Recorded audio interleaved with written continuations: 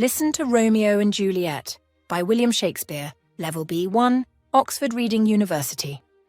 Part 2. You will find Part 1 here. Soon the prince and the Capulets appeared at the scene of the killing. Benvolio told them what had happened. He tried to explain that Romeo was innocent. However, it was impossible to convince Lady Capulet. She claimed that Benvolio was lying to protect his cousin. She wanted Romeo dead. However, Tybalt was also guilty of murder. He was responsible for Mercutio's death. Prince Aeschylus thought for a little, and then announced his decision. "I will let Romeo live, but from now on he is banned from entering Verona. He will be killed the moment anyone sees him within the city limits." 6. When Juliet learned about what had happened, she grew very frightened. She damned Romeo and cried because she did not want to die a virgin widow. However, the nurse promised to find Romeo and bring him to Juliet in safety. Romeo was hiding in Father Lawrence's house. The priest tried to convince him that his punishment was better than death.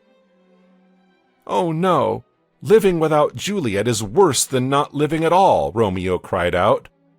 "Why, oh why is life so unfair?" "Don't get too upset too quickly," said Father Lawrence. "I have a plan. Listen carefully. You go visit Juliet at night, but you have to leave before sunrise.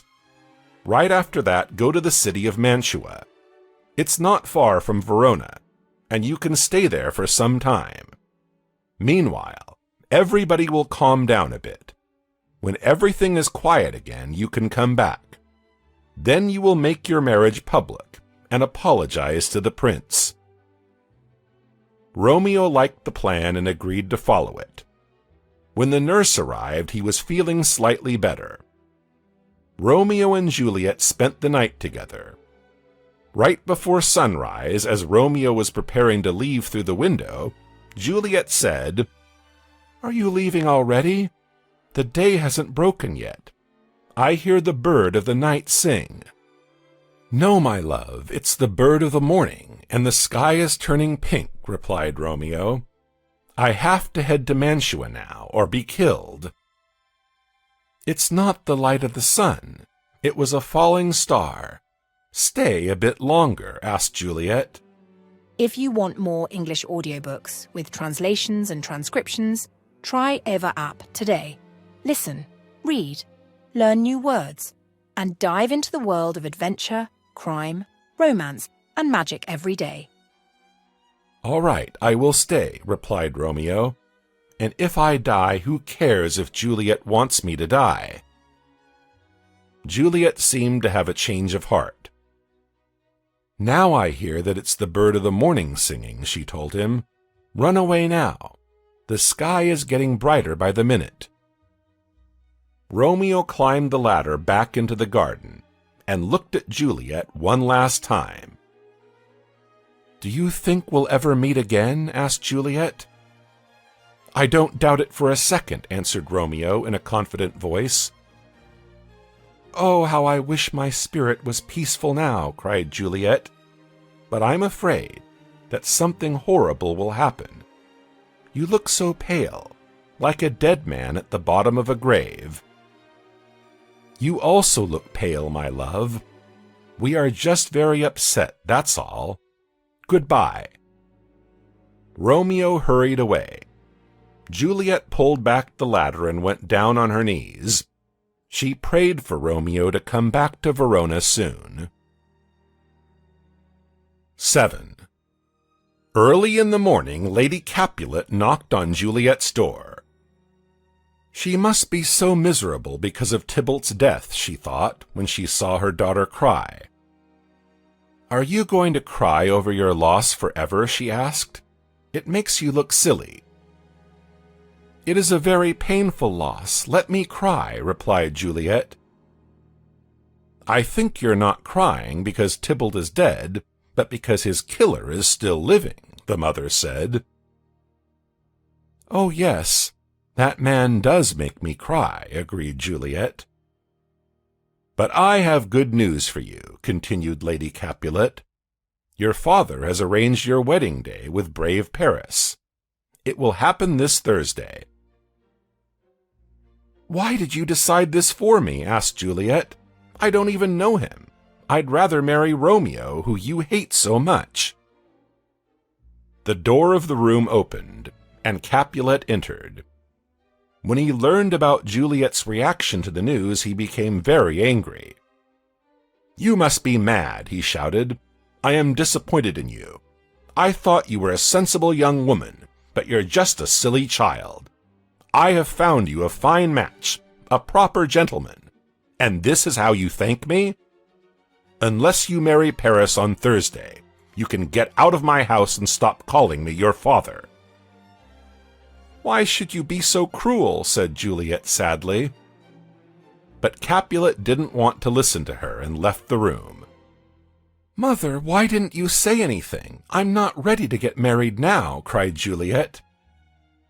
"I won't answer you. Do as you wish. I'm done with you," said Lady Capulet, and left.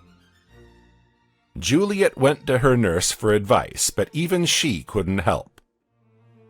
"Paris is a rich, kind, and attractive gentleman," she said. "As for Romeo, he is as good as dead now. He doesn't have access to the city, so you two cannot meet. I don't see why you would refuse Paris's offer."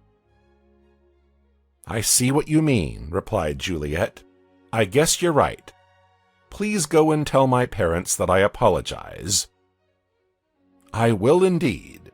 This is a clever decision," said the nurse. When she left, Juliet started crying again. Silly old woman. First she admired Romeo, and now she dislikes him. I will not count on her any more. I will ask Father Lawrence for help. And if he also fails me, I can always take my own life. 8. Meanwhile, Paris had paid Father Lawrence a visit. He wanted to discuss his marriage to Juliet. When they saw Juliet coming toward them, Paris said, "I'm glad to see you, my lady, and my wife."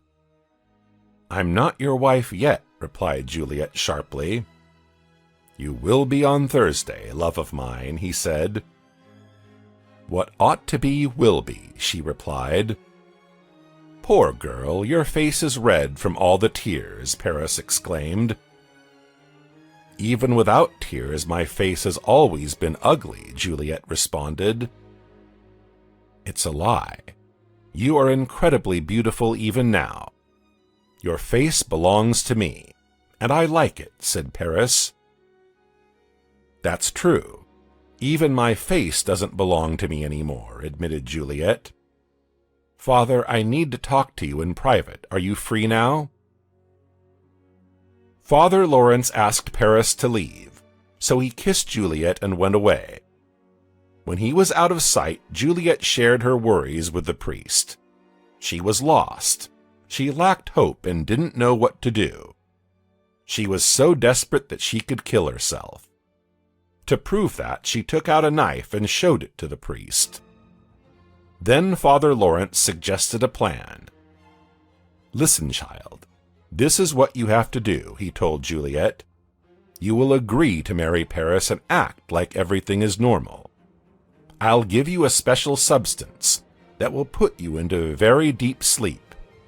Everybody will think that you are dead, so they will put you into the Capulet family tomb. Meanwhile, Romeo will come back from Mantua, take you with him, and the two of you will escape together." Juliet agreed. Father Lawrence handed her the mixture, and she left. 9. Back at the Capulet house, Juliet apologized to her parents and admitted that her behavior had been a mistake. Surprised and pleased, Capulet ordered the wedding be moved up to Wednesday. Now Juliet was to be married the next morning. In her bedroom, Juliet asked the nurse and Lady Capulet to leave her alone for the night. Why do I feel so cold? I'm freezing, she said to herself, taking out the bottle given by Father Lawrence. What if this doesn't work at all? Then I'd rather kill myself with my knife than marry Paris. What if the priest gave me poison? So many things frighten me. I'm afraid I'll wake up too early and lose my mind because the grave is a horrible place. I wouldn't like to lie there among the bones of my dead relatives. But what else can I do? Here's to you, Romeo, she said, and drank the liquid. Immediately she lost her senses and fell onto her bed. In the morning, the nurse came into the room to wake Juliet up. She opened the curtain and found out that Juliet was dead. Frightened, she cried out for help. Capulet and Lady Capulet entered the room and made the same horrible discovery.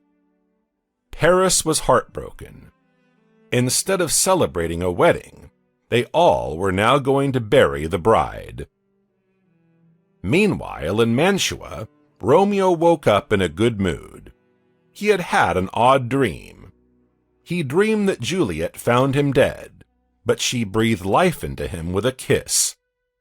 He was sure that the dream was a good sign, and he would receive some great news soon. There was a knock on the door, and Balthazar, Romeo's servant, entered. "Have you brought me a letter from Father Lawrence?" Romeo asked. "How is Juliet?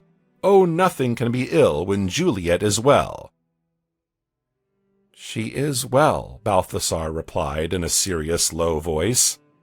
"She rests in peace in the Capulet tomb, and nothing can hurt her any more. Sir, I'm sorry for bringing such awful news, but it is my duty." "Is it true? May fate be damned," cried Romeo. "Balthazar, give me something to write with, and find me a horse. I'm leaving tonight." "Sir, you look pale and wild. I'm afraid to leave you alone," Balthazar said. But Romeo sent him away. He was determined to join Juliet that night. He went to the pharmacist and asked for poison. It was illegal to sell poison in Mantua, but the pharmacist was poor, and Romeo gave him a lot of money. He decided to poison himself over Juliet's grave. 10. The plan didn't go as Father Lawrence expected. He had asked his friend, Father John, to deliver a letter to Romeo. In the letter, he explained that Juliet wasn't actually dead. However, Father John didn't manage to deliver the message. Now, Father Lawrence had to release Juliet from the grave himself. He sent Romeo another letter to warn him about the new plan. That night, Paris and his servant visited Juliet's grave to put flowers on it. Suddenly, the servant heard a sound and warned Paris that someone was coming. Romeo and Balthazar were making their way toward the grave. "I need to take a valuable ring that I gave to Juliet," Romeo told his servant. "Here is a letter for my family. Take it and go." Balthazar said he would leave, but actually he decided to stay and watch over Romeo. He took a few steps and then hid behind a tree. Paris saw Romeo and recognized him.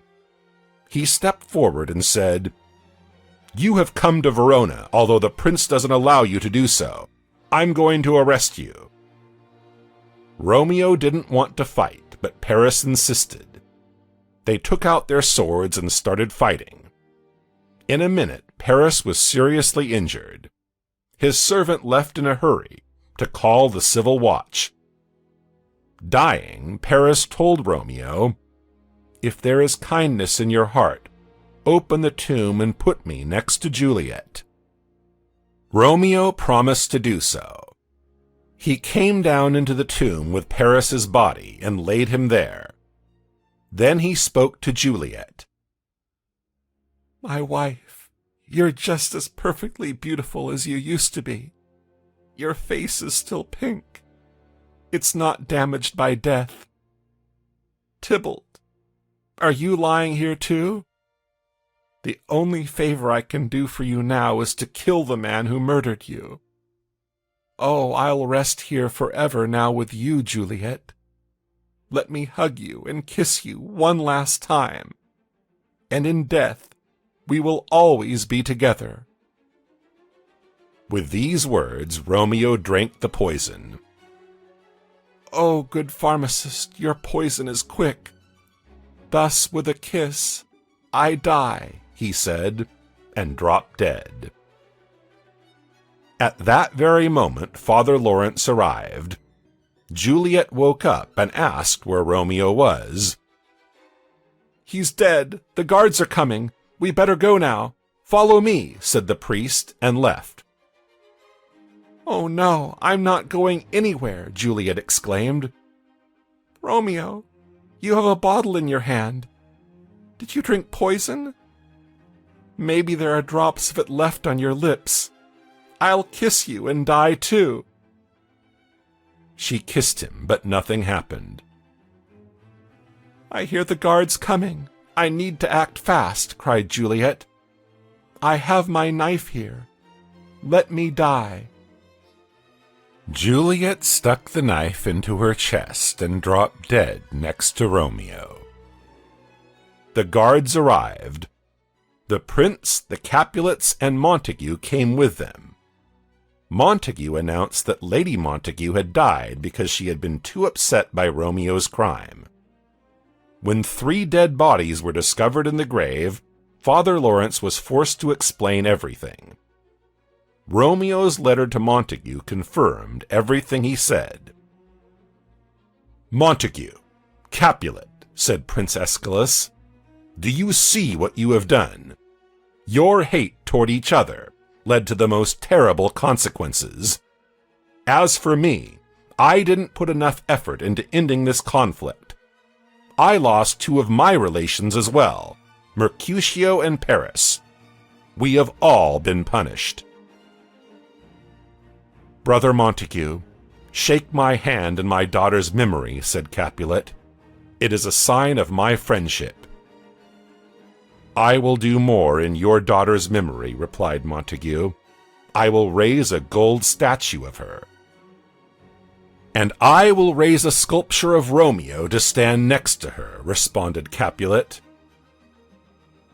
"What a dark morning," the prince exclaimed. "The sun is so heartbroken that it doesn't want to shine. For never was a story of more woe than this of Juliet and her Romeo."